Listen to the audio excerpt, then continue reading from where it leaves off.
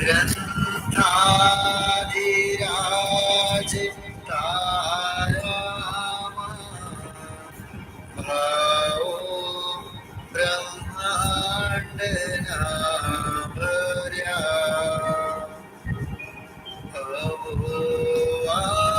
અવોવાણી તારી રસમરસમાવે નિતરતી મોક્ષોને પાતે અમૃત રસ મંજલી હરી હરી અનાદિની મૂર્છા વિષતણી ત્વરાથી ઉતરતી વિભાવેથી થંભી સ્વરૂપ વળી દોડે પરિણતિ તું છે નિશ્ચય ગ્રંથ અંગ સગળા વ્યવહારના ભેદવા તું પ્રજ્ઞા છીણી જ્ઞાનને ઉદયની સિદ્ધિ સહુ છેદવા સાથી સાધકનો તુમાનો જગનો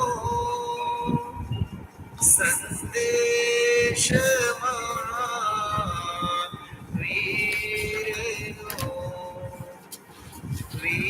વિસામો ભવક્લાંતના હૃદયનો પંથ મુક્તિ થળો સોણે તને રસની બંધ શિથિલ થાય જાણે તને હૃદય જ્ઞાની તણા જણાય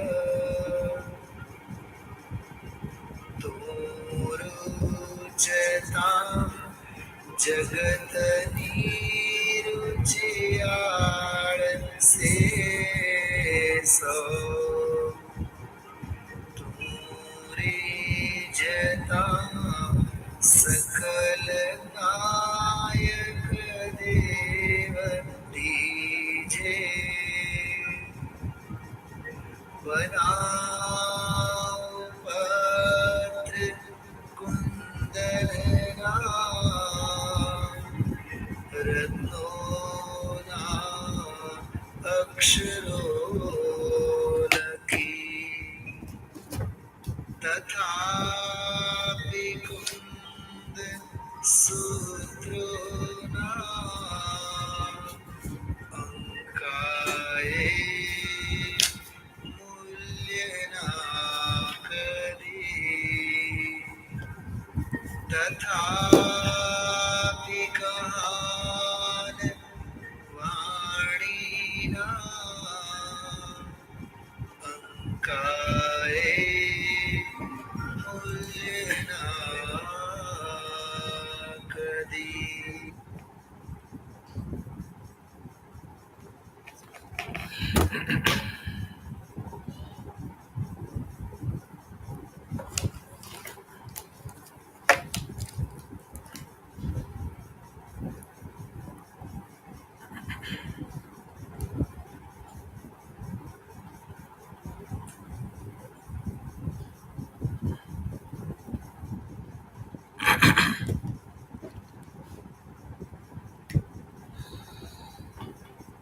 णमोऽर्हन्ताळं णमो सिद्धाळं णमो वार्याळं णमो वज्झायाळं णमो लोये सव्वसाहुळं वन्दित्तु सव्वसिद्धे ध्रुवममलमणोऽवं गतिं पत्ते वोच्छामि समयपाहुड मिणमो सुत केवली भणिदम् नमः समय साराय स्वानुभूत्या चकासते चित्स्वभावाय भावाय सर्वभावांतरिच्छिदे।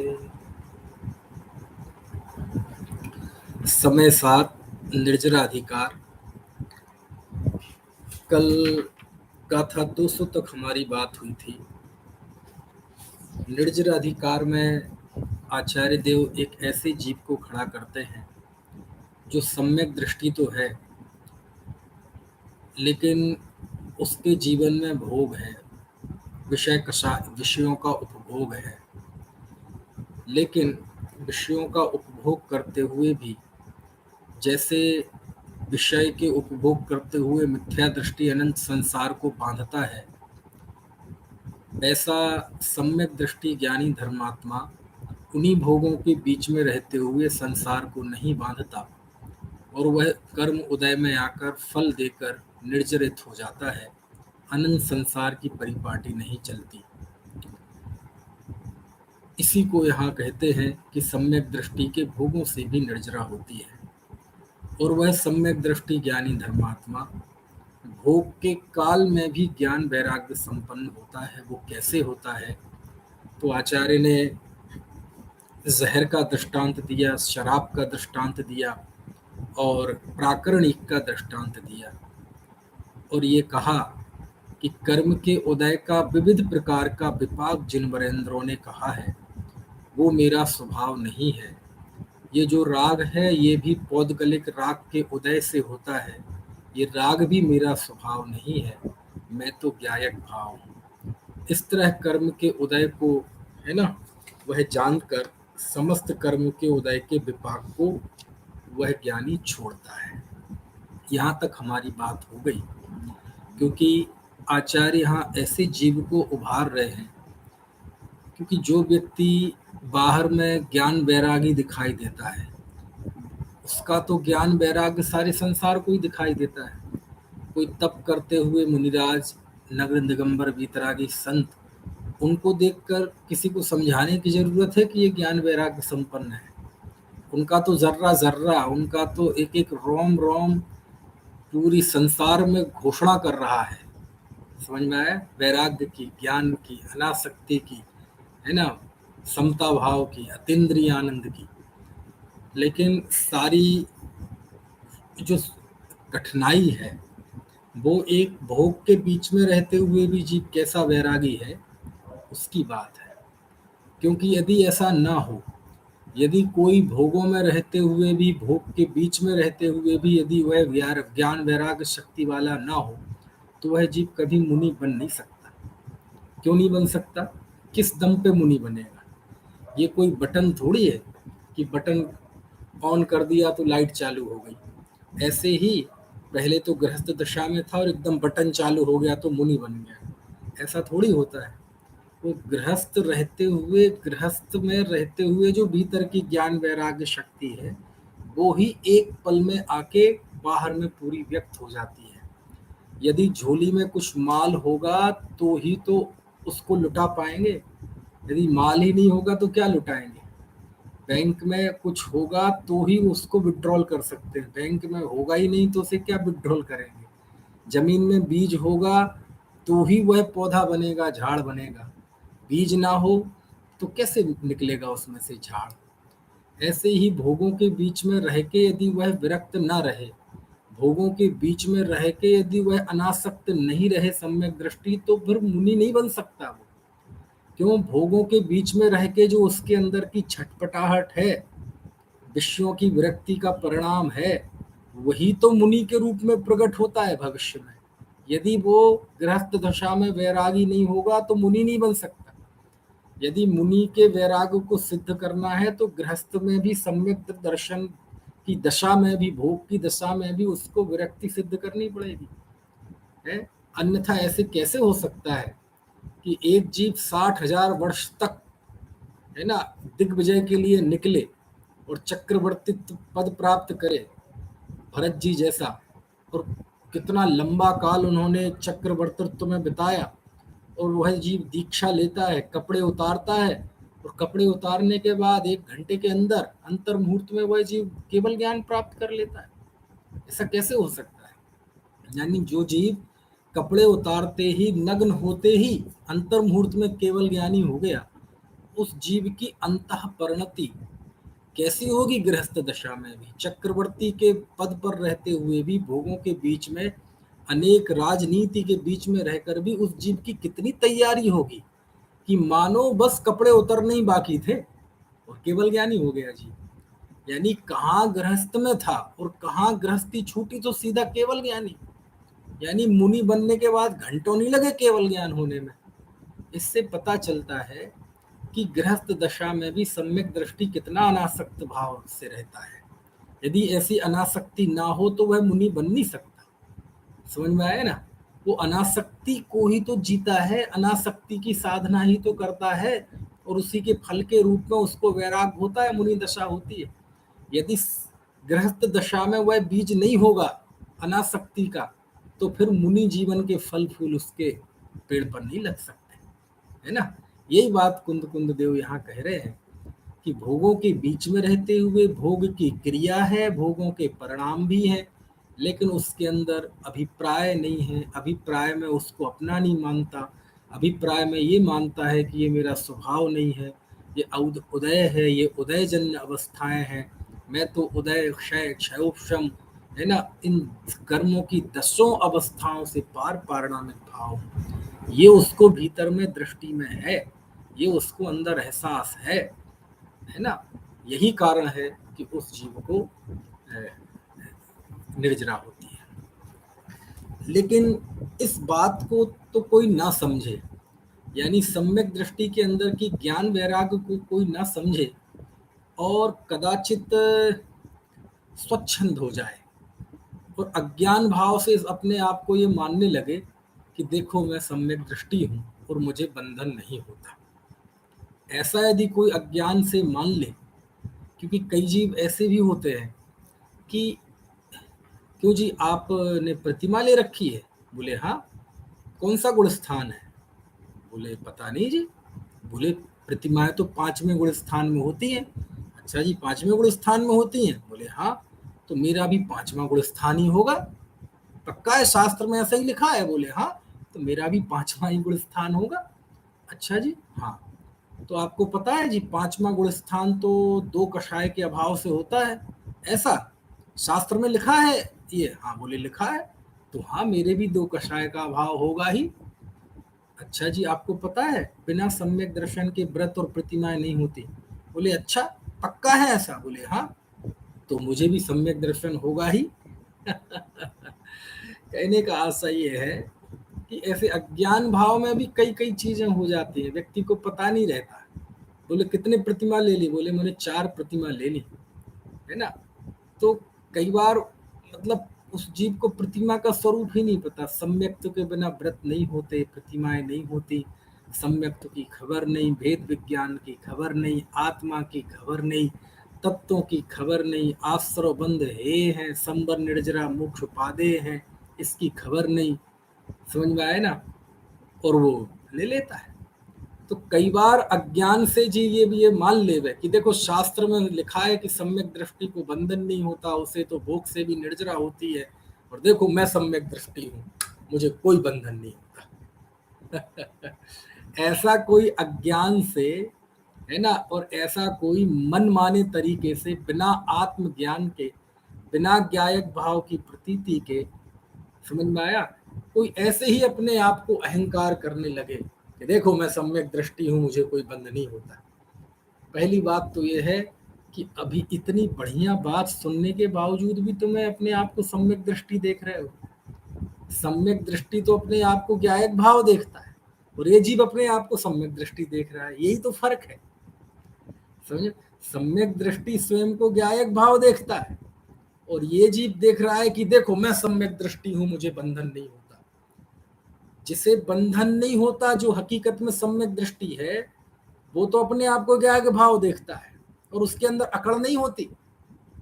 और ये अपने आप को सम्यक दृष्टि कह रहा है। इसका मतलब तुम नहीं हो सम्यक दृष्टि।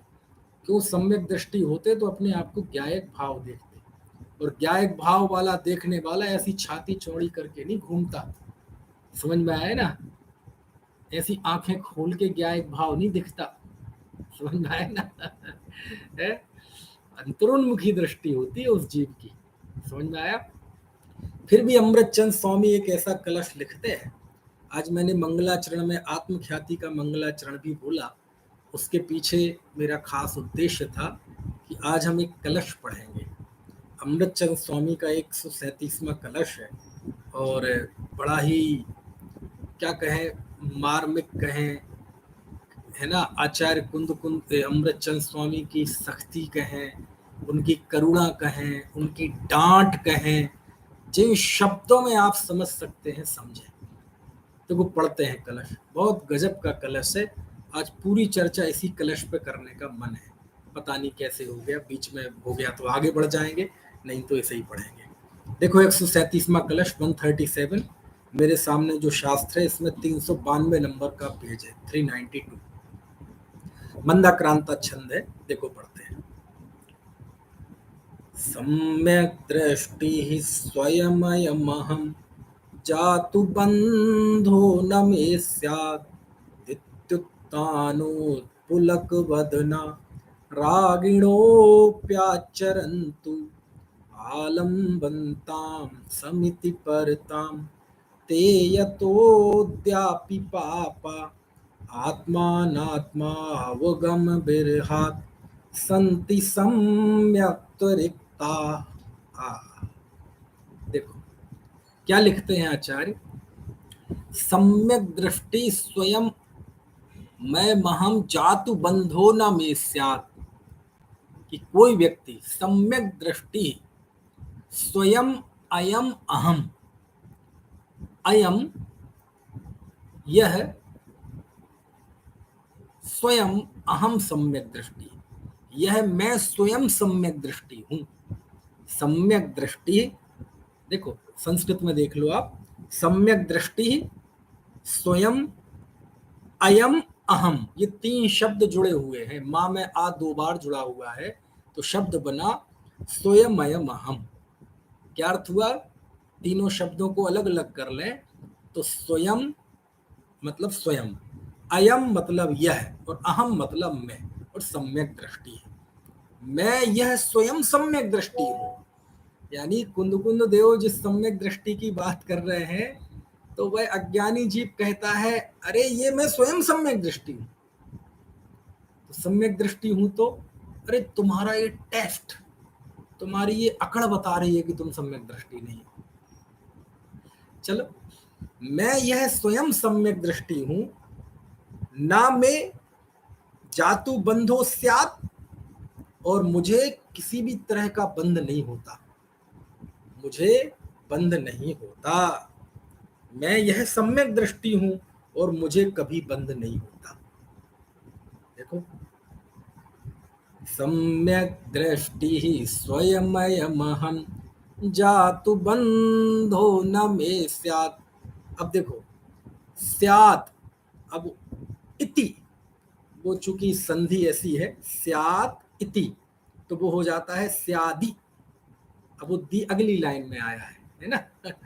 तो दाग वो ता है, वो स्यात् ऊपर कर लो, फिर यह इति। इति ऐसा उत्तान उत्पुलक वदना, ये 3 शब्द हैं। उत्तान, उत्पुलक और वदना। उत्तान मतलब वह व्यक्ति उस मतलब ऐसा प्रसरित हो रहा है, फूल रहा है, फैल रहा है। और उत्पुलक प्रसन्न हो रहा है। कैसा? बदनः, बदन यानी होता है वदन, ये बदन नहीं है, है ना। वदन, वदन मतलब मुख, आकृति, मतलब ऐसा मानकर वह प्रफुल्लित हो रहा है, ऐसा मुंह फुला रहा है, उसकी आकृति यानी अपनी आज की भाषा में कहें तो वह फूलकर कुप्पा हो रहा है, बिल्कुल मुंह फूल रहा है, ऐसा मुंह फुलाया है उसने। किस बात को, किस बात से? इस अहंकार से, इस है ना उसमें घमंड में कि देखो मैं सम्यक दृष्टि हूं और मुझे बंधन नहीं होता, कभी बंधन नहीं होता। लिखा ना शास्त्र में, समझ में आए ना? ऐसा करके जिसने मुंह फुलाया है, खुश हो रहा है, प्रसन्न चित्त हो रहा है, फूल कर कुप्पा हो रहा है, फूले नहीं समा रहा है, रोमांचित हो रहा है, समझ में आया ना? ऐसा समझ में आया ना? ऐसा वह जीव, ऐसा रागिणों, ऐसे वे रागी जीव, ठीक है? रागिणा बहुवचन है, ऐसा एक व्यक्ति नहीं है कोई। रागिणा ऐसे रागी जीव, अपि ऐसे रागी जीव, अपि भले ही आचरंतु आचरण करते हों। काय का आचरण? महाव्रतों का आचरण। किसका होता है? या तो अणुव्रतों का होता है या महाव्रतों का आचरण होता है। तो आपने महाव्रत अर्थ क्यों लिया? क्योंकि आगे समिति लिया है, समझ में है ना? इसलिए यहाँ आचरंतु का अर्थ है महाव्रत, कि ऐसे जीव आचरंतु महाव्रतों का आचरण करें, आचरंतु महाव्रतों का आचरण करें, है ना? और मोक्ष मार्ग में प्रधान तो महाव्रत ही होते हैं, इसलिए आचरण का प्रधान अर्थ तो महाव्रत है। वो तो कोई महाव्रत पालन ना कर पाए तो द्वितीय उपदेश फिर अणुव्रतों का है। तो कोई जीव महाव्रतों का आचरण करे, सुनना ध्यान से, अद्भुत है कलश। यहां तक अर्थ समझ में आया कि मैं यह स्वयं सम्यक दृष्टि हूं और मुझे बंधन नहीं होता, ऐसा मानकर जो फूला नहीं समा रहा है, मुंह से पूरा पुलकित हो रहा है, मुंह गर्भ से फुलाया है, अब आज की भाषा में कहें, चलती भाषा में, फूल कर कुप्पा हो रहा है। ऐसे वे रागी जीव महाव्रतों का आचरण करें। और दूसरा, आलम्बनताम समिति परताम। परताम मतलब उत्कृष्ट, दोष लगाए ऐसा नहीं, उत्कृष्ट समितियों का आलंबन लेते हैं। ऐसे रागी जीव महाव्रतों का आचरण करें और समितियों का उत्कृष्टता के साथ पालन करें, आलंबन लें। समझ में आया? ठीक है। फिर लिखा, आलम्बनताम समिति परताम ते बे अद्यापि पापा, वे इसके बावजूद भी पाप हैं। पापा देखना, यदि आपके सामने ग्रंथ खोल के रखा है तो आपको एक एक शब्द से आनंद आएगा। बे ते बे, यत यत अभी अलग कर दो, है ना? यत ते अद अपि, आज भी, इस स्थिति में भी, पापा वे पाप है। पापा में विसर्ग है, वो आगे आ है इसलिए वो विसर्ग का लोप हो गया, वे पाप है। और एक वचन नहीं लिया, बहुवचन, पापः पापौ पापाः। पापः मतलब एक वचन, पापौ मतलब द्विवचन, और पापाः यानी बहुवचन। तो ते अद्य अपि पापा, वे अभी भी, इस स्थिति में भी पाप हैं। ये नहीं लिखा कि पापी हैं। कहते ना, पापी से नफरत मत करो, पाप से नफरत करो। तो आचार्य कह रहे हैं वो पापी नहीं है, वो साक्षात पाप है। समझ में आया ना? अजीब बात। ये तीन पंक्तियों का अर्थ समझ में आया आपको? ये जमीन नीचे से खिसक जाए ऐसा कलश है। क्या कह रहे हैं आचार्य? कि मैं स्वयं सम्यक दृष्टि हूं, मुझे बंधन नहीं होता, ऐसा मानकर जो फूल के कुप्पा हो गया है, ऐसे वे रागी जीव महाव्रतों का आचरण करें, उत्कृष्टता के साथ समितियों का पालन करें, बावजूद इसके वे अभी भी पाप हैं। वे सब पाप हैं, साक्षात पाप हैं। पापी नहीं लिखा, क्या है? पाप हैं। अरे रे, क्यों भैया, ऐसा कौन सा पाप कर दिया? आचार्य देव, आप क्या कह रहे हैं? थोड़ी दया करो हम पे। महाव्रतों का आचरण करना पाप है? मैं पूछता हूं आचार्य देव, बहुत विनम्रता के साथ पूछना चाहता हूं, क्योंकि जो ऐसा व्यक्ति होगा ना, वो मुंह से तो कहेगा विनम्रता से, लेकिन पूछेगा आक्रोश में। समझ में आए ना? आचार्य देव, हम पूछना चाहते हैं कि वो व्यक्ति अहिंसा व्रत का पालन कर रहा है, पाप कर रहा है। 4 हाथ जमीन देख के चल रहा है, समिति का पालन कर रहा है, पाप कर रहा है। 42 संत्र 36 242 संतराएं टाल के आहार ले रहा है, पाप कर रहा है। नग्न है, पाप कर रहा है। ब्रह्मचर्य का पालन करता है, पाप कर रहा है। गुफाओं आदि में रहता है, पाप कर रहा है। तप कर रहा है, पाप कर रहा है। उपवास करता है, पाप कर रहा है। एक करवट लेके जमीन में सोता है, पाप कर रहा है। वो जी क्या कह रहे हैं आचार्य आप? वो व्यक्ति महाव्रतों का आचरण कर रहा है, मुनि जीवन का पालन कर रहा है, व्रतों का पालन कर रहा है, 28 मूल गुणों का पालन कर रहा है और उत्कृष्टता के साथ पालन कर रहा है, पाप कर रहा है। आप उसे पापी कह रहे हैं, पाप कह रहे हैं? पापी नहीं, आप तो कह रहे हैं वो ही पाप है, बिल्कुल जीता जागता पाप है। आचार्य, क्या पाप है वो बताओ ना।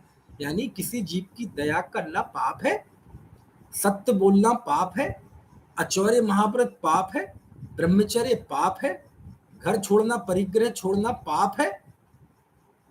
आचार्य, मुनि जीवन पाप है क्या? आप क्या कह रहे हैं? हमें समझ में नहीं आ रहा। दया करो थोड़ी हम पे। ये क्या कहने जा रहे हैं आप? कुछ समझ में आ रही बात की नहीं? ये प्रश्न है हमारा। यानी हम सब आचार्य अमृतचंद देव के चरणों में जाके प्रश्न करते हैं कि हे आचार्य देव, हमने तो हिंसा, झूठ, चोरी, कुशील, परिग्रह ये पाप सुने हैं। किसी को मारना, झूठ बोलना, चोरी करना, व्यसन सेवन करना, है ना, परिग्रह जोड़ना, ये पाप हमने तो 5 पाप सुने हैं। आप कह रहे हैं हिंसा पाप है, सत्य पाप है, अचौर्य पाप है, ब्रह्मचर्य पाप है, अपरिग्रह पाप है, समितियों का पालन करना। उस जीव को आप पापी कहते तो एक बार को हम मान लेते कि चलो वो बाहर से क्रिया का पालन करता है, लेकिन वो भीतर से उसके कोई कषाय भाव होगा। आप तो कह रहे वो जीव ही पाप है। और क्यों, क्या कर रहा है वो जीव? महाव्रतों का आचरण कर रहा है, समितियों का पालन कर रहा है। वो क्यों पाप? वो ऐसा कौन सा काम कर दिया आचार्य देव? व्रतादि का आचरण करने वाला जीव पाप है? क्या कह रहे हैं आचार्य देव? आप समझ रहे प्रश्न की गंभीरता है? सम्यक दृष्टि स्वयमयमहं जातु बंधो न मे स्यात् दित्युत्थानो पुलक बदिना रागिणोऽप्याचरन्तु आलम्बन्तां समिति परितां देयतोऽद्यापि पापा। प्रश्न समझ गए कि नहीं? ये आचार्य अमृतचंद देव की 3rd डिग्री है। हे आचार्य देव, थोड़ा दया करो ना हम पे। अरे बेटे, दया ही तो कर रहे हैं, लेकिन आचार्य देव इतना कठिन डोज, इतना भयंकर डोज। हाँ, ये डोज ही है। क्या करें, छोटे मोटे डोज तुम पर असर नहीं करते ना, मोटी खाल के हो गए हो ना बेटे, इसलिए हमें डोज देने पड़ रहे हैं। हम सम्यक दृष्टि को, उसकी अंतः परिणति को दिखा रहे हैं, तो वो तुम्हें समझ में नहीं आती। यदि सीधे सीधे समझ जाओ तो हमें समझाने की जरूरत क्या है? तब आचार्य डोज बढ़ाते हैं, बड़ा डोज देते हैं और कहते हैं अरे सुनो सुनो सुनो, महाव्रतों का आचरण करता हो अभी कोई आचार्य, चलो उसे पुण्यात्मा कह लो, आप धर्मात्मा मत कहो। ठीक है, कोई बीतराग भाव धर्म है, आत्मज्ञान के बिना धर्म नहीं होता, चलो यहां तक हमने मान ली। आप उसे पुण्यात्मा कह दो ना। आप पाप क्यों कहते हैं उसे? आप उसे वृत्ति कह दो, पुण्यात्मा कह दो। अरे व्यवहार से ही उसे महावृत्ति कह दो, मोक्ष मार्गी कह दो। हम नहीं मान रहे कि वो निश्चय से है। समझ में आया ना? पुण्यात्मा कह दो, भव्यात्मा कह दो, कुछ ऐसा तो कह दो कि व्रतों की प्रशंसा, उसके व्रत की तो कम से कम इज्जत बची रहे। लेकिन आचार्य तो कहते हैं ते अद्यापि पापा, वे आज पाप हैं। समझ में आया? क्या करें? ये सारी दिक्कतें इसलिए हो गई क्योंकि हमारे मन में एक पाप की फिक्स इमेज बन गई। हर शब्द की एक सुनिश्चित इमेज हमने मन में बना रखी है। हम उस इमेज से बाहर नहीं निकलना चाहते, और जब बाहर नहीं निकलना चाहते हैं तो अज्ञान में फंसे रहते हैं। पाप का अर्थ क्या होता है? पाप का अर्थ होता है पतन। पाप का अर्थ होता है गिरना। समझ में आया ना? जो पाप मतलब गिरा हुआ काम करना, गिरना। अच्छा अच्छा, ये तो हमें पता है पाप मतलब गिरना, हमें ना समझाओ। लेकिन प्रश्न ये है कि व्रत का पालन करते हुए उसने एक गिरा हुआ काम किया है। यदि उसने महाव्रत पालन किए हुए तो ये गिरना है ये, और ये गिरना है तो फिर उठना क्या है? समझ में आ रही बात? क्या करें? हमने पाप की इमेज बस ये बना रखी है कि पाप मतलब किसी को मारना, किसी को सताना, किसी को दिल दुखाना, झूठ बोलना, अब्रह्म का सेवन करना, परिग्रह जोड़ना, चोरी करना, बस इसका नाम पाप है। तो ये तो पाप है ही। ये तो किसी भी दृष्टि से, है ना, धर्म है ही नहीं। व्यवहार से भी ये धर्म नहीं है। लेकिन आचार्य देव हमें तो बता दो कि जो जीव महाव्रत आदि का पालन कर रहा है, जो समितियों का पालन कर रहा है, वो जीव को आप पाप क्यों कहते हैं? वो उसने कौन सा पाप किया है ऐसा? आचार्य आपको बताना पड़ेगा। तो देखो, चौथी पंक्ति में आचार्य वो रहस्य खोलते हैं। अद्भुत है चौथी पंक्ति। कान खोलकर सुन लो, पाप किसे कहते हैं? अमृतचंद आचार्य किसे पाप कह रहे हैं? पाप मतलब मारना, सताना किसी को, वो पाप नहीं है। वो तो पाप है ही, लेकिन उससे भी एक बड़ा पाप है। और जो वो पाप करता है, अब जो आगे चौथी पंक्ति में आने वाली बात है, ये पाप जो करता है वो बाहर में महावृत्ति भी बना रहे, तब भी अमृतचंद स्वामी कहते हैं वो पाप है। क्या है? अब देखो रहस्य खुलता है यहाँ देखना। आत्मानात्मावगम बेरहात संति सम्यक त्वरिता। क्यों है? यतः, क्योंकि, यत क्योंकि, ठीक है, आत्मा और अनात्मा, आत्मा अनात्मा दोनों शब्द मिले हुए हैं। आप तो छंद देखो, बिना छंद देखे मजा नहीं आएगा। आत्मा अनात्मा, यानी आत्मा और अनात्मा अवगम, अवगम मतलब ज्ञान। आत्मा और अनात्मा के अवगम ज्ञान, विरहात, विरहात मतलब उससे रहित। आत्मा और अनात्मा के ज्ञान से रहित होने से संति हैं। कैसे? सम्यक तो रिक्ता, वे सम्यक से रिक्त हैं, यानी सम्यक दर्शन से रहित हैं, इसलिए वो पाप है। वाह! सम्यक दृष्टि नहीं होना ये पाप है। अय है, आत्मा और अनात्मा का ज्ञान नहीं होना ये पाप है। आध्यात्मिक अनुभूति नहीं होना इसका नाम पाप है। मैं भगवान आत्मा हूं इसका बोध नहीं होना इसका नाम पाप है। इसका नाम है पाप। और वो जीव यद्यपि व्रत का पालन करता है, यद्यपि समितियों का पालन करता है, लेकिन उसे वो ये नहीं जानता कि मैं आत्मा हूं, शरीर आदि उदयिक भाव है, ये मुझसे भिन्न है, ये नहीं जानता, इसलिए सम्यक दर्शन नहीं है। और सम्यक दर्शन नहीं है बस इसलिए वो पाप है। सम्यक दृष्टि नहीं होने का नाम पाप है। देखो तो आप, मिथ्या दृष्टि होना ये पाप है।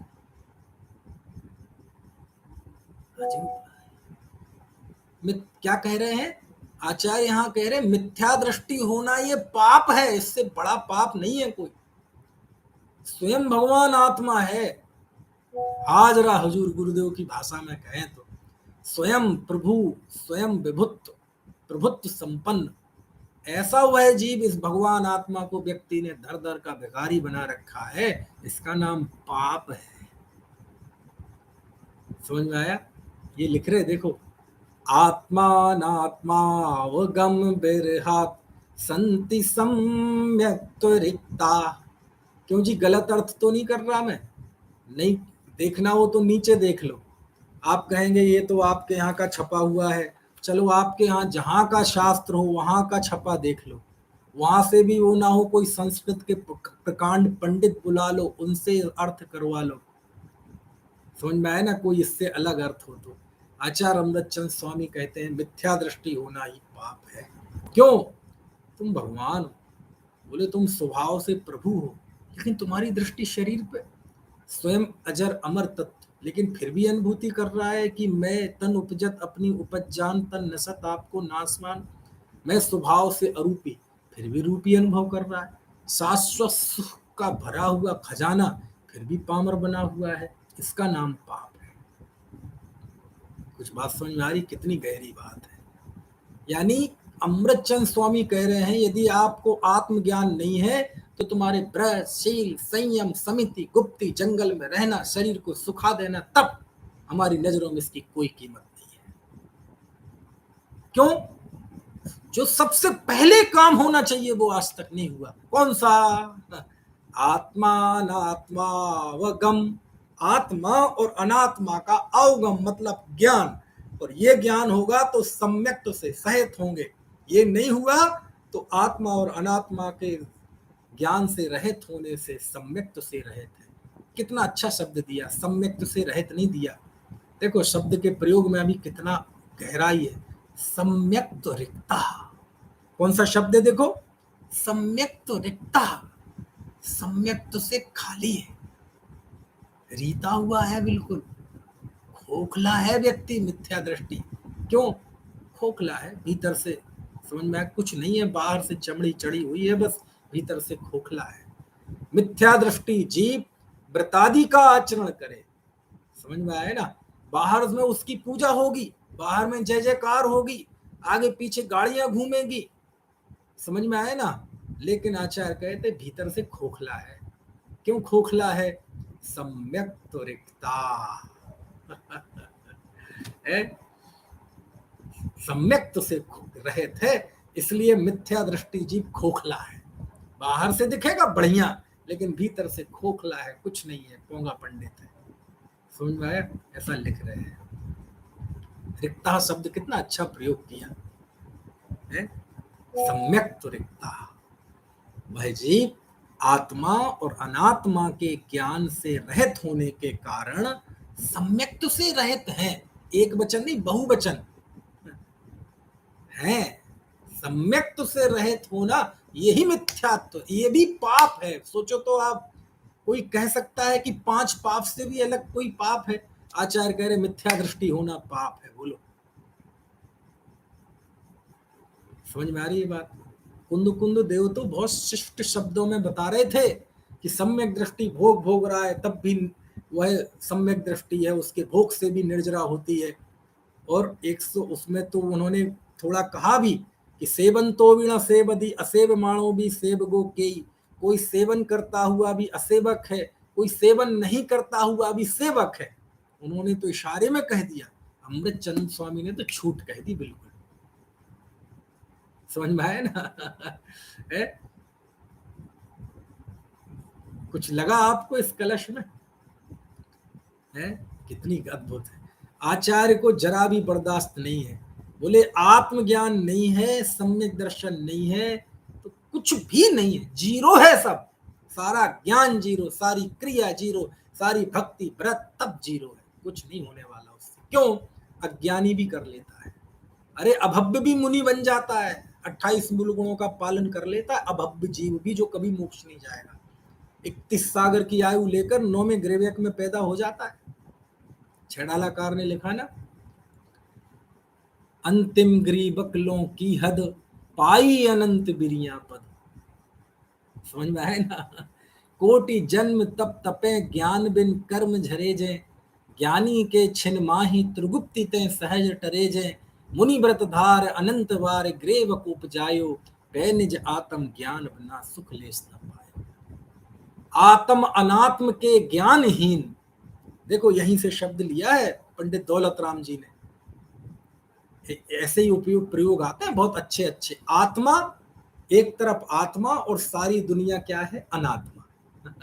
यानी मैं आत्मा तो ये शरीर क्या है? अनात्मा। ये मकान दुकान क्या है? अनात्मा। आप कौन है? अनात्मा। यानी एक तरफ में आत्मा और एक तरफ बाकी दुनिया अनात्मा। देखो ये प्रयोग किया है, छेड़ालाकार ने भी इसी तरह का प्रयोग किया। आत्म अनात्म के ज्ञानहीन, ठीक है, यहां भी क्या आ गया? आत्मा नात्माव गम बिरहात, बिल्कुल वही। आत्म अनात्म के ज्ञानहीन, जे जे करनी तन करन छीन। आत्मा और अनात्मा के ज्ञान से रहित जो भी करनी मतलब धार्मिक क्रियाएं जो कि शरीर को क्षीण कर देती है, जे जे करनी तन करन छीन, ते सब मिथ्याचारित्र, वह सब मिथ्याचारित्र है। यहां इसे क्या कह रहे हैं? पाप कह रहे हैं। वहां क्या कह रहे हैं? मिथ्याचारित्र कह रहे हैं। आत्म अनात्म के ज्ञानहीन, जे जे करनी तन करन छीन, ते सब मिथ्याचारित्र। अब क्या करें? त्याग। अब त्याग दो तो क्या करें? अब आत्म के हित पंथ लाग। अब आत्मा के हित के रास्ते पे लगो। तो अभी क्या आत्मा के रास्ते नहीं थे ना? नहीं थे, क्योंकि तुम्हें पता ही नहीं था, आत्मा की पहचान ही नहीं है। आत्महित के रास्ते पर जो हो उसे सबसे पहले इस बात का बोध होना चाहिए कि आत्मा मतलब क्या है। अरे आत्मा मतलब मैं। सारा मोक्ष मार्ग आत्म केंद्रित होकर शुरू होता है। शुरुआत भी आत्म केंद्रित होकर होती है, उसमें चरण भी आत्म केंद्रित होकर होता है, और उसकी पूर्णता भी आत्म केंद्रित होकर होती है। आत्मा के हित पे रास्ते पे चलना है तो पहले ये बताओ आत्मा मतलब कौन? आत्मा मतलब मैं सबके केंद्र में हूं। देखो लिख रहे हैं ना, आत्मा अनात्मा की पहचान नहीं है तो पापी हो, पाप हो। पापी, आप पापी में तो ऐसा लगता है कि वो जी पापी, पाप करने वाला व्यक्ति अलग है और उसकी ये मनोवृत्ति पाप है, दोनों मिलकर कहते हैं पापी। आचार्य यहाँ पापी नहीं कह रहे, आचार्य तो कह रहे वो स्वयं पाप है, वे खुद पाप हैं, वो बिल्कुल जीते जागते समूह हैं, बिल्कुल जीवित पाप है। कौन? मिथ्या दृष्टि। मिथ्या दृष्टि होना ये पाप है। सोचो तो आप, देखो कितनी बड़ी बात है। यही कारण है, आप कभी भाव पाहुड़ पढ़िएगा। भाव पाहुड़ मुझे याद आ रहा है, सच में रोमांच हो गया उसको याद करते हुए। अष्टपाहुड़ में एक भाव पाहुड़ है। एक जगह तो मैंने रेफरेंस दिया भाव पाहुड़ का। अभी भाव पाहुड़ पे एक सेपरेट एक पौन घंटे का व्याख्यान किया था जयपुर में। तो कितने ही लोगों ने अगले दिन रात में ही रात में मेरा व्याख्यान हुआ और सुबह मिले तो बोले हम रात भर में पूरा भाव पाहुड़ पढ़ गए, मोबाइल में पढ़ गए, बोले 165 गाथाएं कई लोगों ने। खैर, तो भाव पाहुड़ है, 165 गाथाएं हैं अष्टपाहुड़ में। अष्टपाहुड़ मतलब वो 8 शास्त्र हैं, वो एक जगह संकलित किए हैं, उस पर भाषा वचनिका लिखी, तो जयचंद जी ने उसका नाम रखा अष्टपाहुड़। तो भाव पाहुड़ में, ये भाव पाहुड़ क्या है जानते? भाव पाहुड़ मतलब समझ लो, मेरी भाषा में कहें तो आचार्य कुंद कुंद देव की कैबिनेट क्लास। यदि आपको सुनना हो तो मेरे चैनल पे है, विविध में जाएंगे आप प्लेलिस्ट में, तो एक प्रवचन इसी नाम से है, आचार्य कुंद कुंद देव की कैबिनेट क्लास। उसमें क्या है, आपको भाव पाहुड़ समझना हो तो मैं एक सीन बता रहा हूं आपको, वो कल्पना करें कि आचार्य कुंद कुंद देव अपने संघ में बैठे हुए हैं, सामने उनके शिष्य बैठे हुए हैं, और आचार्य कुंद कुंद देव अपने संघ में अपने शिष्यों को शिक्षा दे रहे हैं, उनको उपदेश दे रहे हैं। और जब आचार्य देव अपने संघ में व्याख्यान कर रहे होंगे तो वह क्लास कितनी स्पेशल होगी, आप समझ सकते हैं, कितनी खास होगी। इसलिए मैंने उसका नाम दिया आचार्य कुंद कुंद देव की कैबिनेट क्लास। समझ में? और कुंद कुंद देव को की आपको शक्ति देखनी है तो आप भाव पाहुड़ पढ़े, और कुंद कुंद देव की उस शक्ति में छुपी हुई अनंत करुणा देखनी है, अनंत करुणा का स्रोत जहां बह रहा है तो भाव पाहुड़ देखें। कुंद कुंद देव का चाबुक देखना हो तो भाव पाहुड़ देखें, और वो चाबुक नहीं है, उसमें उनकी अनंत करुणा देखनी है तो भाव पाहुड़ देखें। वो अपने मुनि समाज को संबोधित करते हुए कहते हैं कि भैया सुनो, कुंद कुंद देव ने जब क्रिया के शिथिलाचार पर चोट की तो उनके टारगेट पे मुख्य रूप से वो लोग थे जो वस्त्र सहित और परिग्रह सहित मुक्ति को मानने लगे थे। लेकिन जब उन्होंने तात्विक शिथिलाचार पर चोट की तो मुख्य रूप से उनके टारगेट पे वो लोग थे जो दिगंबर थे, चर्या का पालन अच्छे से करते थे, लेकिन उनके जीवन में तत्व ज्ञान नहीं था। तो वो अपने संघ से कह रहे हैं, है ना, कहे तो वो पूरी साधु समाज से कह रहे हैं, साधक समाज से कह रहे हैं, हम सबसे कह रहे हैं, लेकिन उसकी गंभीरता को आपको समझना हो तो मैं आपको बता रहा हूं कि कुंद कुंद देव की कैबिनेट क्लास है। और क्लास के देखो दो अर्थ होते हैं। क्लास का एक अर्थ तो ये होता है कि मोदी जी ने सांसदों की ली क्लास, तो वहां क्लास का अर्थ क्या होता है? डांटना, डपटना। तो एक क्लास का अर्थ ये होता है, और दूसरे क्लास का अर्थ ये है जो मैं ले रहा हूं, पढ़ना, टीचिंग करना। भाव पाहुड़ दोनों अर्थों में क्लास है। आचार्य ने साधुओं की क्लास भी ली है और क्लास भी ली है, समझ में आया ना? वो लिखते हैं, अरे साधु, हे मुनियो, हे साधको, पहले एक बात की गांठ बांध लो। क्या? भाव ही पढ़म लिंगम लदब्य लिंगम जान परमठम। सबसे पहले इस बात की गांठ बांध लो कि भाव लिंग ही प्रधान लिंग है, द्रव्य लिंग नहीं। समझ में आया ना? और फिर वो कहते हैं कि हे मुनि प्रवर, हे महायश, तुमने पिछले जन्मों में इतने बार मुनि धर्म अंगीकार किया है, मतलब मुनि बने हो, द्रव्य लिंग अंगीकार किया है, इतने बार मुनि बने हो कि यदि तुम्हारे पिछी कमंडल इकट्ठे किए जाएं तो सुमेरु पर्वत खड़ा हो जाए, तुम्हारे बाल इकट्ठे किए जाएं तो सुमेरु पर्वत खड़ा हो जाए। तुमने इतनी माओं को रुलाया है कि यदि उनके आंसू इकट्ठे किए जाएं तो समुद्र के समुद्र भर जाएं। तुम मुनि तो बने, लेकिन भीतर में रत्नत्रय, अभेद रत्नत्रय नहीं हुआ, सम्यक दर्शन नहीं हुआ, आत्मज्ञान नहीं हुआ। तो इतने बार मुनि बने हो, इतने बार मुनि बने हो, लेकिन हर बार, है ना, अंदर सम्यक तो नहीं हुआ, तो संसार में भ्रमण जाकर जाते थे। नरक गए, त्रेंच गए, देव गए, मनुष्य गति में गए, 9 महीने माँ के पेट में लटके रहे, और वहां ऐसी ऐसी मौत मरे हो। कभी रक्त क्षय से मरे, कभी पहाड़ से गिरकर मरे, कभी, है ना, ऊपर से गिरकर मरे, कभी बीमारी से मरे, कभी आग से जलकर मरे, कभी पानी से डूबकर मरे। ऐसी ऐसी दयनीय मौत तुम्हारी हुई है कि बस पूछो।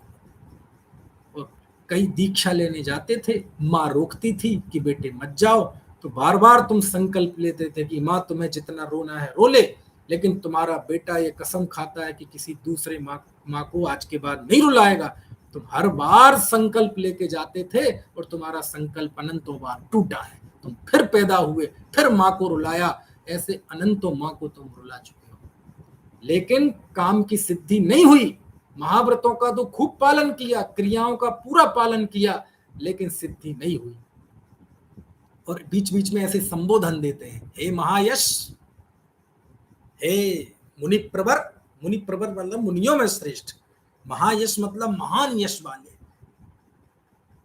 ये संबोधन उनके तंज हैं, समझ में आया ना? हे महायश, हे मुनि प्रवर, मतलब क्या हुआ कि देखो, तुम इस व्रत के ताकत पर, इस आचरण की ताकत पर तुम दुनिया में मुनि श्रेष्ठ तो कहला लोगे, महायश तो कहला लोगे, तुम्हारा दुनिया में यश तो बहुत होगा, जय जयकार तो बहुत होगी, गीत तो बहुत गाए जाएंगे, इतिहास के पन्नों में तुम्हारा नाम लिख जाएगा, सब हो जाएगा, लेकिन सिद्धि कुछ नहीं होगी, हाथ में कुछ नहीं आएगा। मुनि वृद्धार अनंत बार गिरे वकुब जायो, पैनिज आत्म ज्ञान बिना सुख लेस ना पाए। ऐसा कुंद कुंद देव, ये बहुत खास उपदेश है। और मैं जिस दृश्य की कल्पना कर रहा हूं ना, कि आचार्य अपने संघ में, अपने संघ के साधुओं को उपदेश दे रहे हैं, ये वो क्लास है, ये वो उपदेश की सभा है, ये वो सभा है कि जिसमें उपदेश दे रहे हैं कुंद कुंद देव, और श्रोताओं में सबसे आगे बैठे हैं तत्वार्थ सूत्र के कर्ता आचार्य गृध्र क्षुमा स्वामी। ये वो क्लास है, सामान्य क्लास नहीं है। कुछ बात समझ में आ रही है कि नहीं? और मालूम, फिर बोलते बोलते आचार्य पहुंचते हैं 143वीं गाथा पर, भाव पाहुड़ में। और वो गाथा सच में मतलब दिल को छलनी छलनी कर जाए, यानी अज्ञानी की अकड़ निकल जाए। व्रत आदि का पालन करते हुए थोड़े से नियम ले लिए, उसमें जो हमारे अंदर अकड़ आ जाती है ना, ऐसा लगने लगता है मैं बड़ा और बाजार सकरा, सारी अकड़ निकल जाए। मालूम क्या कहते हैं कुंद कुंद देव? जीव विमुक्को सबो, दंसण विमुक्को भी हुई चल सबो, सबो लोग अपुच्चो, दंसण विमुक्को लोगो तरम्मी। देखो क्या अर्थ है इसका, अद्भुत गाथा है। यदि मौका मिले तो आज भाव पाहुड़ खोल के 143वीं गाथा देखना। कई लोगों ने हो सकता है खोल के निकाल भी लियो। देखो क्या लिखते हैं आप कुंद कुंद देव। जीव विमुक्को सबो, जो शव होता है, लाश, डेड बॉडी, मुर्दा, वह जीवन से रहित होता है। समझ में आया ना? लाश जीवन से रहित होती है। जीव विमुक्को सबो, है ना? सब होता है वह चेतना से, जीवन से, जीवत्व से रहित होता है, मुर्दा होता है ना। जीव विमुक्को सबो। अब देखो, दंसण विमुक्को भी हुई चल सबो, लेकिन सम्यक दर्शन से रहित जीव, काय से रहित? दंसण विमुक्को, सम्यक दर्शन से रहित जीव चल सबो, चलता हुआ मुर्दा है, चलती हुई लाश है। समझ गए आप? है? अमृतचंद स्वामी तो कह रहे हैं कि सम्यक्त्व के बिना जीव पाप है। आचार्य तो कह रहे जिंदा मानने के लिए तैयार नहीं। कुंद कुंद देव भाव पाहुड़ में पाप और पुण्य तो ठीक, मिथ्या दृष्टि को कुंद कुंद देव जिंदा मानने के लिए तैयार नहीं है। यहां भी महाव्रत की बात हो रही है और वहां भी महाव्रत पालन करने वालों की ही बात कर रहे हैं, लेकिन वो मिथ्या दृष्टि है, महाव्रती बाल व्रती है ना? ऐसे समझ में आया क्या लिखा? जीव विमुक्को सबो, दंसण विमुक्को भी हुई चल सबो। जैसे लाश जीवन से रहित होती है, मुर्दा जीवन से रहित है, ऐसे मिथ्या दृष्टि जीव यानी सम्यक्त्व से रहित जो जीव है वो चलती फिरती लाश है, मुर्दा है। बोले तुम्हारा अनियत विहार होना, चार हाथ जमीन देख के चलना, आचार्य कह रहे हैं सब मुर्दा चल रहे हैं, ऐसा कह रहे हैं, संबोधित कर रहे हैं सबको कि देखो सम्यक्त्व के बिना, आत्मज्ञान के बिना चलते फिरते मुर्दा हो, ऐसा लिख रहे कुंद कुंद देव। अपन में तो कहने की हिम्मत नहीं, जीव ना उठे ऐसी बात कहने की। ये तो कुंद कुंद देव ने कहा है तो उनकी गाथा मैं आपको सुना रहा हूं। समझ में आया ना? मैं भी समझ रहा हूं, कोशिश आप भी समझने की कर रहे हैं। समझ में आया ना? और फिर लिखा जीव विमुख को सबो, दंसण विमुख को भी होई चल सबो, सबो लोग अपूज्यो। जो लाश होती है तो लोक में अपूज्य होती है, अरे ले जाओ ले जाओ ले जाओ, ज्यादा रखो मत, जला देते हैं। लेकिन जो दर्शन से रहित होता है, सम्यक दर्शन से रहित होता है, लोगोत्तरम्मी, अरे वो तो लोकोत्तर में, जन्म जन्मांतरों में, परलोक में अपूज्य होता है। अपूज्य मतलब निंदनीय होता है। क्यों? चला जाएगा निगोद में, एक श्वास में 18 बार जन्म मरण करना, इससे ज्यादा निंदनीय अवस्था कौन सी है इस भगवान आत्मा के लिए? चला जाएगा, कीड़ा मकोड़ा बन जाएगा, पेड़ पौधा बन जाएगा, पृथ्वी का एक, जल का एक, अग्नि का एक, वायु का एक, वनस्पति का एक, इससे ज्यादा लज्जाजनक दशा कौन सी है और जीव की? कहते हैं ये लाश है, ये तो इसी जन्म में अपूज्य हो रही, इसी जन्म में उसकी तिरस्कार हो रहा है, लेकिन सम्यक दर्शन से रहित जीव तो जन्म जन्मांतरों में तिरस्कृत होता है। समझ में आया ना? तीन लोक का नाथ, बोलो कीड़ा मकोड़ा बन जाए, गिजाई बन जाए, पेड़ बन जाए, अग्नि का एक, कितनी दयनीय अवस्था है। समझ में आया ना? ये कुंद कुंद देव लिख रहे हैं, ये है कुंद कुंद देव का हृदय। वो ये चाहते हैं कि सब आत्मा को जाने, आध्यात्मिक चेतना सबके अंदर आए, सबको अपनी स्वरूप की अनुभूति हो, मैं भगवान आत्मा हूँ, मैं ज्ञायक परमात्मा हूँ, मैं शुद्धात्मा हूँ। बस ये आत्म केंद्रित सारा जगत हो जाए तो कुंद कुंद देव की नजर में सारी संसार में खुशहाली छा जाएगी। और ये नहीं है तो धर्म के कितने ही चोले ओढ़े रहो। समझ में आए ना, धर्म के कितने ही चोले ओढ़े रहो, कुंद कुंद देव की निगाह में, मतलब वास्तविक धर्म की निगाह में उसकी कोई कीमत नहीं है। अमृतचंद देव कह रहे हैं, बिना सम्यक दर्शन के व्रत का पालन करता हुआ पाप है, वो जीव खुद पाप है। कुंद कुंद देव कह रहे हैं, वो चलती फिरती लाश है। हे महायश, हे मुनि प्रवर, ऐसे पढ़ो, भाव पाओ, थोड़ा पढ़ने की आदत डालें। समझ में आया ना। बार बार मैं बीच बीच में क्यों पढ़ने के लिए आपसे कहता हूँ, क्योंकि आप थोड़ा पढ़ना शुरू कर देंगे ना तो आपको व्याख्यानों में आनंद भी कई गुना बढ़ जाएगा। क्योंकि आपको लग रहा है कि मैं आपको सुना रहा हूँ, आपको नहीं सुना रहा हूँ, ये तो बस साधर्मियों के साथ बैठ के ये सब चर्चा हो जाती है। ये पढ़ते पढ़ते मैं पढ़ रहा हूँ, इस गाथा को मैं जितने बार पढ़ रहा हूँ, आज फिर पढ़ रहा हूँ, पढ़ ही रहा हूँ, आपको नहीं पढ़ा रहा हूँ। समझ में आया ना, मैं खुद पढ़ रहा हूँ इस बात को, मैं खुद संबोधन ले रहा हूँ आचार्य से। देखो आचार्य के मन में कितनी, यानी मैंने देखा शास्त्र बदलता है, अनुयोग बदलते हैं, शैलियां बदलती हैं, युग बदलते हैं, आचार्य बदलते हैं, लेखक कवि सब बदल जाते हैं। पूरा जिनागम आप उठा के देख लो, उपलब्ध जिनागम, सब कुछ बदल जाता है, लेकिन एक चीज नहीं बदलती, वो क्या है? सम्यक दर्शन की महिमा। कोई भी अनुयोग हो, कोई भी आचार्य हो, कोई भी शास्त्र हो, कोई भी शैली हो, सम्यक्त के गीत गाने के लिए आचार्यों को, ज्ञानियों को किसी प्रसंग की जरूरत नहीं है। सम्यक्त के गीत गाने के लिए तो मानो उनको बहाना चाहिए। कहीं भी स्पेस मिलता है आचार्यों को, प्रथमान युग में चले जाइए तो वो सम्यक्त के गीत, सम्यक्त की प्रशंसा जरूर करते हैं। समझ में आया ना, अद्भुत है।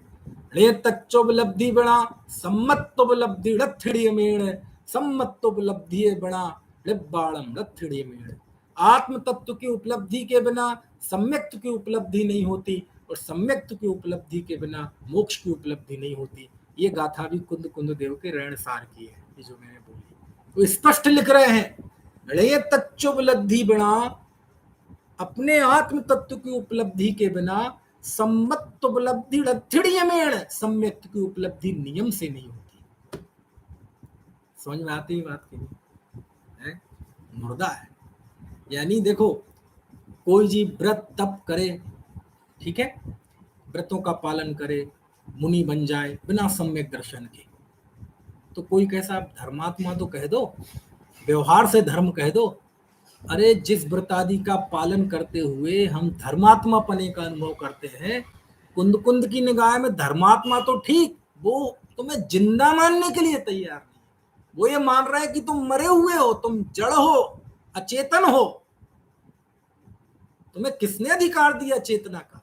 बोले जिस जीव को ये स्वीकार नहीं है कि मैं भगवान आत्मा हूं, मैं शुद्ध चैतन्य द्रव्य हूं, वो जीव कहलाने लायक नहीं है। समझ में आया ना? जिसे ये बोध ना हो कि मैं आत्मा हूं, वो जीव कहलाने लायक नहीं है, वो तो जड़ है। भाई क्या फर्क है? ये शीश पेंसिल है, ये रूमाल है, दोनों मिलकर क्या है? पुद्गल है।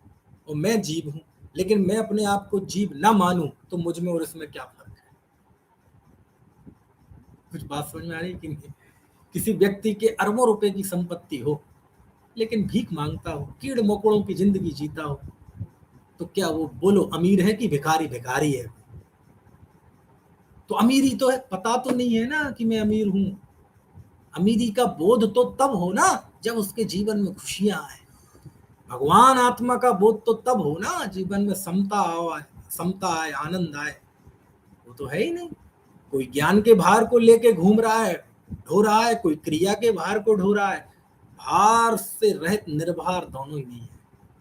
कुंद कुंद देव को जब ये देखा नहीं गया कि देखो दुनिया धर्म के क्षेत्र में आती है, कोई ज्ञान के वजन को ढो रहा है, कोई क्रिया के वजन को ढो रहा है, जब उनके कंधे झुके हुए देखे नहीं गए, तब कुंद कुंद देव ने समय सार लिखा कि नहीं, इस पंचम काल में, यद्यपि ये पंचम काल बहुत निकृष्ट है, लेकिन इस काल में मुझे जो अध्यात्म बोध मिला अपने पूर्वाचार्यों की अनुकंपा से, बड़े सातिशय पुण्य के उदय से, सौभाग्य से, और मेरा जीवन आनंद से खिल गया। कुंद कुंद देव चाहते थे कोई भी साधक जीव इस सुख से वंचित न रह जाए। उन्हें देखा नहीं गया कि देखो लोग कैसे कैसे धर्म के क्षेत्र में आकर भी इनके चेहरे पे वो शांति, वो समता, वो निष्कषाय का भाव, वो चेहरे की लालिमा क्यों नहीं दिखती। तब जाके उन्होंने समय सार लिखा और संबोधित किया ऐसे ऐसे कि भैया सम्यक दर्शन से रहित जीव चलता फिरता मुर्दा है, मुर्दा तो इसी जन्म में निंदनीय होता है, सम्यक दर्शन से रहित मिथ्या दृष्टि जीव तो जन्म जन्मांतरों में निंदनीय होता है। संसार में वो कहीं भी होगा, काय का फल माना जाएगा कि मिथ्यात्व का फल है जो संसार में भटक रहा है, क्योंकि सम्यक दृष्टि होता तो अब तो कब का मोक्ष चला जाता। सम्यक तो कोई योगी व्यक्ति तब होता है जब अर्धपुद्गल परावर्तन काल शेष रहे। कुछ बात समझ आ रही कि नहीं? देखो, सम्यक दृष्टि स्वयमयमहं जातु बंधो न मे स्यात् इत्युत्थानो पुलक बदिना रागिणोऽप्याचरन्तु आलम्बन्तां समिति परतां ते यतोऽद्यापि पापा आत्मानात्वामगम बिरहात् संति सम्यक्त रिक्ता। आत्मा और अनात्मा का ज्ञान नहीं होने से वे जीव सम्यक्त से रहित हैं। रहित शब्द में मजा नहीं आ रहा, वो सम्यक्त से रिक्त हैं, खाली हैं, खोखले हैं, इसलिए वो पाप है। मिथ्या दृष्टि होना ही पाप है। अब उस पाप में फिर आगे पुण्य पाप करते रहना, समझ में आया ना। लेकिन असलियत ये है, मिथ्या दृष्टि होना पाप है। मैं भगवान आत्मा हूं इसकी स्वीकृति नहीं होना पाप है। मैं अरूपी ज्ञायक भगवान आत्मा हूं इसका विश्वास नहीं होना ये पाप है। ये जिसको नहीं है वो बाहर से कितना ही मजबूत दिखाई दे, अमृतचंद स्वामी कहते वो खोखला है, सम्यक्त रिक्ता। कितनी कठोर बात करते हैं ज्ञानी लोग। अरे भैया, ये कठोरता नहीं है, इसमें कोमलता है, इसमें कुंद कुंद देव की अमृतचंद स्वामी की असीम करुणा है? दुनिया के संसारी लोगों ने थोड़ी प्रशंसा कर दी, थोड़ा सा दान दे दिया तो उसने दानवीर कह दिया, थोड़े से प्रवचन कर दिए, शास्त्र सुना दिए, लोगों ने उपाधियां दे दी, मालाएं पहना दी, बहुत बढ़िया विद्वान है, तारीफ कर दी। थोड़ा सा धर्माचरण कर लिया तो लोगों ने त्यागी कह दिया, धर्मात्मा कह दिया। बोले दुनिया की प्रशंसा में कुछ नहीं रखा। ये तो ज्ञानियों की डांट जो है ना, ये डांट काम में आती है, संसारियों की प्रशंसा काम में नहीं आती। रहीम कवि हैं हमारे हिंदी के एक, उनका एक दोहा है, दुर्जन की कृपा बुरी भलो सुजन को त्रास, सूरज जब गर्मी करे तब बरसन की आस। समझ में तो नहीं आया? इसमें कह रहे हैं दुर्जन की कृपा बुरी, कोई अच्छा व्यक्ति नहीं है, दुर्जन है, बुरे स्वभाव का है, बदमाश है, व्यसनी है, गुंडा है, मवाली है, ऐसा कोई व्यक्ति हो उसकी कृपा मत लेना, उसका एहसान मत लेना, उसकी मदद मत लेना। क्यों? वो अभी तो मदद कर देगा, अभी तो बहुत अच्छा लगेगा आपको, कितना बढ़िया समय पे काम आया, लेकिन इसके एवज में वो पूरी जिंदगी भर ब्लैकमेल करेगा आपको, जिंदगी भर दुखी करेगा, आपसे बुरे बुरे काम कराएगा। दुर्जन की कृपा बुरी, इसका नाम है दुर्जन की कृपा बुरी। दुर्जन की कृपा बुरी है, उसकी मदद मत लेना। भलो सुजन को त्रास, और जो स्वजन है, सज्जन है, उनका त्रास, वो यदि आपको दुखी भी करते हैं तो वो आपके लिए अच्छा है। समझ में आया ना? सुना है? दुर्जन की कृपा बुरी भलो सुजन को त्रास। आपने देखा होगा ना, जब लड़के बिगड़ते हैं तो उसके दोस्त कहते कोई बात नहीं, हाँ पापा की पेंट में से पैसे निकाल लाना, अरे कुछ नहीं होता। तो उसकी बात अच्छी लगी, कितना बढ़िया है हमारा दोस्त, तो मेरा हमदम है। और जो गुरुजी डांटते हैं तो उनकी डांट बुरी लगती है, पिताजी डांटते हैं तो बुरी लगती है। तो उस समय वो दोस्त की बात तो अच्छी लग रही लेकिन जिंदगी बर्बाद कर देगा, और पिताजी और गुरुजी की बात बुरी लग रही लेकिन वहीं से जीवन संवरेगा। समझ में आया ना? दुर्जन की कृपा बुरी, भलो सुजन को त्रास। और हेतु क्या देते हैं? सूरज जब गर्मी करे तब बरसन की आस। जब गर्मी के दिन आते हैं और सूरज जब बहुत गर्मी करता है, बहुत तपता है, तो उस समय तो बहुत तकलीफ होगी, कितनी गर्मी है जी, कितना सूरज, ये 48 टेम्परेचर, 49 टेम्परेचर। कोई बात नहीं, ये इस बात की गारंटी है कि इस बार बारिश अच्छी होगी, खुशहाली छा जाएगी, फसलें खूब अच्छी होंगी। लेकिन कदाचित उन दिनों में बारिश हो गई जिन दिनों में खूब गर्मी पड़नी चाहिए था, तो उस समय तो अच्छा लगेगा, आहा बारिश से निजात मिल गई, अखबारों में समाचार आएंगे, झूम के बदले बरसे बादल। लेकिन सावधान, ये इस बात की गारंटी है कि अकाल पड़ेगा, जब बारिश होनी चाहिए तब नहीं होगी। ऐसे ही दुनिया दो चार प्रशस्तियां दे दे, वे तारीफ करे, इसमें कोई दम नहीं है। लेकिन जब आचार्य जैसे डांट लगाते हैं कि सम्यक तो से रहे जीव चलता फिरता मुर्दा है, सम्यक तो से रहे जीव खोखला है, साक्षात पाप है, तो घबराना मत। ये आचार्य देव हमें अपना परिचय कराना चाहते हैं, उनकी इसमें करुणा है। क्या करुणा है? कि भैया अब समय आ गया है। समझ में आए ना? कहा रच्यो पर पद में न तेरो पद यह क्यों दुख सहे, अब दौल हो सुखी सुपद रचि दाव मत चूको है। अब ये अवसर आ गया है, अपने प्रभुत्व की, अपने विभुत्व की पहचान कर लो, क्योंकि यदि अवसर चूक गया तो दोबारा कब आएगा इसका पता नहीं है। इस करुणा बुद्धि से आचार्य को हमारा दुख, हमारा टूटा हुआ आत्मविश्वास देखा नहीं जाता, तब वो ऐसे वचन लिखते हैं। तो कितनी करुणा है, बोलो आप। डांट भी है लेकिन डांट में एक करुणा है। मिथ्या दृष्टि को पाप कह रहे हैं, और मिथ्या दृष्टि कोई कत्ल खाने वाला मिथ्या दृष्टि नहीं, महाव्रतों का आचरण करने वाला नग्न साधु पिछी कमंडल लिए हुए व्यक्ति को अमृतचंद स्वामी कह रहे हैं ये पाप है। आचार्य कौन सा पाप किया है? सम्यक तो प्राप्ति नहीं की ना, ये पाप है। आत्मज्ञान नहीं है ना, ये पाप है। समझ में आया ना? अब बोलो, जिसे आत्मा फात्मा लखता हो, आत्मा को फात्मा कहने वाला कोई कुंद कुंद देव के सामने होता, अमृतचंद स्वामी के सामने होता, तो बोलो कुंद कुंद देव अमृतचंद तू क्या कहते उससे? अरे रे तुझे पता नहीं बेटे, तू आत्मा को फात्मा कह रहा है, ये तेरा स्वयं के प्रति अनंत क्रोध है। अपना अनादर, आत्मा को फात्मा कहना मतलब अपना अनादर कहना। चलो समय हो गया, और चर्चा बाकी की आगे कल करेंगे, अभी समय हो गया। अब कल नहीं हो पाएगी, कल तो मैं ट्रेन में रहूंगा, और परसों देखेंगे, है ना? परसों देखेंगे, कल नहीं चलेगी क्लास, परसों कल, हाँ परसों चलेगी, परसों चलेगी, ठीक। अनंत धर्मणस्तत्त्वं पश्यन्ति प्रत्यगात्मनः, अनेकान्तमयी मूर्तिर्नित्यमेव प्रकाशताम्।